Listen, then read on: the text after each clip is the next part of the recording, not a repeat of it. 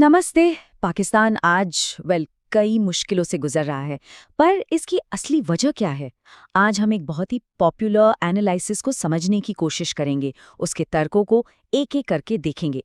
तो चलिए शुरू करते हैं और देखते हैं ये सफर हमें कहाँ ले जाता है। ठीक है, तो आज हम क्या क्या देखने वाले हैं।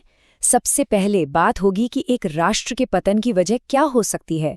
फिर हम चलेंगे खैबर पख्तूनख्वा, देखेंगे कि वहाँ के हालात क्या हैं। उसके बाद असहिष्णुता के खतरे और देश के अंदर जो असंतुलन की स्थिति है उसे भी समझेंगे, और आखिर में इन सब पर एक नज़र डालेंगे। तो चलिए शुरू करते हैं पहले हिस्से से, एक राष्ट्र का पतन। ये जो सोर्स है ना, इसका जो पूरा का पूरा तर्क है, वो एक बहुत ही कह सकते हैं एक चौंकाने वाले दावे से शुरू होता है। ये देखिए, सोर्स का ये कहना है, और ये बहुत बड़ी बात है, कि अगर किसी देश या कौम के अंदर ये भावना आ गई कि उसी का धर्म सबसे बेस्ट है, तो फिर उस देश को बर्बाद होने से कोई नहीं रोक सकता।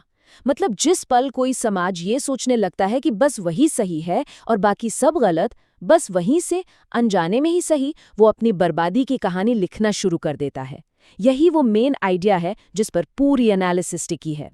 अच्छा, तो ये तो हो गई फिलॉसफी की बात, पर असलियत में जमीन पर क्या हो रहा है, इसे समझने के लिए ये एनालिसिस हमें सीधे लेकर चलता है खैबर पख्तूनख्वा, एक ऐसा इलाका जिसे आप पाकिस्तान की जो बड़ी बड़ी चुनौतियां हैं ना, उसका एक छोटा सा मॉडल समझ सकते हैं। सोच के मुताबिक ये प्रांत पूरी तरह से आतंकवादियों से भरा हुआ है। ये बहुत ही आप कह सकते हैं एक गंभीर तस्वीर है जो वो पेश कर रहे हैं। इसे संघर्ष का, उग्रवाद का एक गढ़ बताया गया है, और ये बात हमें तैयार करती है उन डिटेल्स के लिए जो अब हम देखने वाले हैं। और इसी इलाके में आता है पेशावर शहर, और जानते हैं सोर्सेस के बारे में क्या कहता है, कि ये दुनिया का सबसे बड़ा हथियारों का बाजार है। और ये कोई छुपी हुई बात नहीं, कोई अंडरग्राउंड डील नहीं, बल्कि एक खुला बाजार जहां सोर्स के मुताबिक हथियार ऐसे बिकते हैं जैसे सब्जी मंडी में सब्जी। सोचकर भी अजीब लगता है ना। और बात सिर्फ ये नहीं है कि हथियार हैं, बात ये है कि कौन से हथियार हैं। ये कोई छोटी मोटी पिस्टल की बात नहीं हो रही है। सोर्स का दावा है कि यहाँ आपको AK-47, कलाशनिकोव, कार्बाइन, मतलब मिलिट्री ग्रेड के हथियार कोई भी खरीद सकता है। ये वो हथियार हैं जो जंग में इस्तेमाल होते हैं, और वो अब सड़कों पर खुले आम बिक रहे हैं। अब आता है साल 2015। ये साल एक बहुत ही दर्दनाक वजह से याद किया जाता है। सोर्स के मुताबिक 2015 में एक ऐसी भयानक घटना हुई जिसने इस पूरे माहौल का जो इंसानी चेहरा है, जो इसकी कीमत है, वो पूरी दुनिया को दिखा दी। ये वो घटना है पेशावर में एक स्कूल पर आतंकी हमला, जिसमें छोटे छोटे मासूम बच्चों को मार दिया गया। ये शायद इस एनालिसिस का सबसे दिल दहला देने वाला हिस्सा है। यहाँ ये बात साफ हो जाती है कि जब हथियार इतनी आसानी से मिलने लगें तो उसकी कीमत कुछ नंबरों में नहीं बल्कि मासूम जिंदगियों में चुकानी पड़ती है। और यहीं पर सोर्स एक बहुत ही जबरदस्त कंट्रास्ट दिखाता है। देखिए, एक तरफ है तक्षशिला, दुनिया की पहली यूनिवर्सिटी, ज्ञान का इतना बड़ा केंद्र, और दूसरी तरफ उसके पास मुजफ्फराबाद, जिसे सोर्स के मुताबिक आतंकवादियों का मेन ट्रेनिंग सेंटर बताया जाता है। मतलब ज्ञान की जमीन से हिंसा का केंद्र। ये बदलाव कितना चौंकाने वाला है। पर सवाल ये है कि क्या ये लड़ाई सिर्फ हथियारों की है? जी नहीं। सोर्स कहता है कि असली जंग तो आइडियाज की है, विचारों की है। और इस पहलू को समझने के लिए अब हम चलते हैं लाहौर की तरफ, देखते हैं वहां क्या हो रहा है। तो अब हम आ गए हैं प्रॉब्लम के जड़ पर।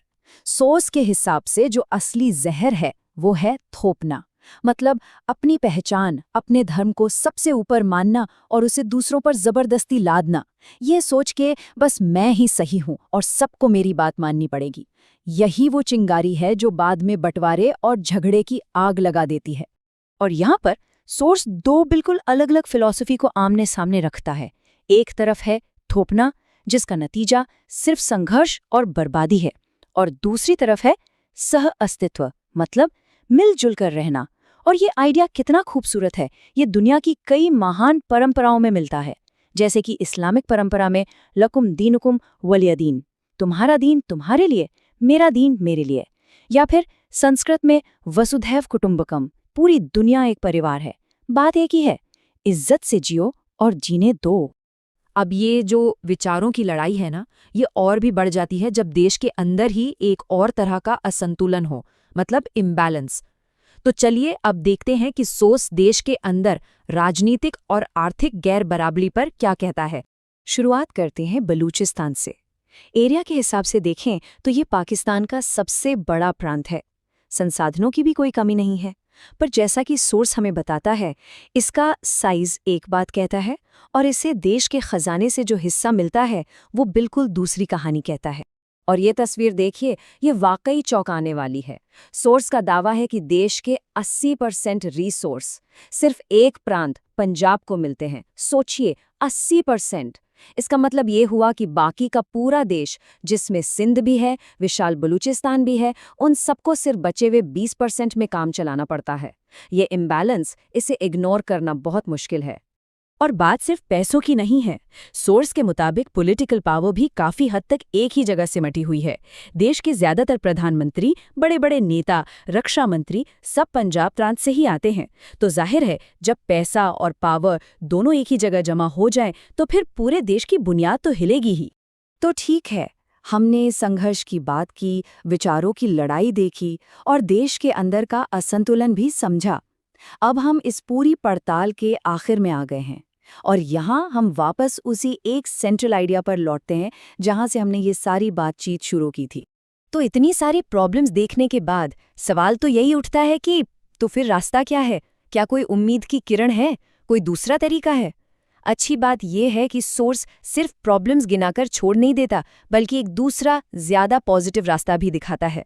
और ये है वो रास्ता, एक अच्छे समाज का फॉर्मूला सोर्स के मुताबिक।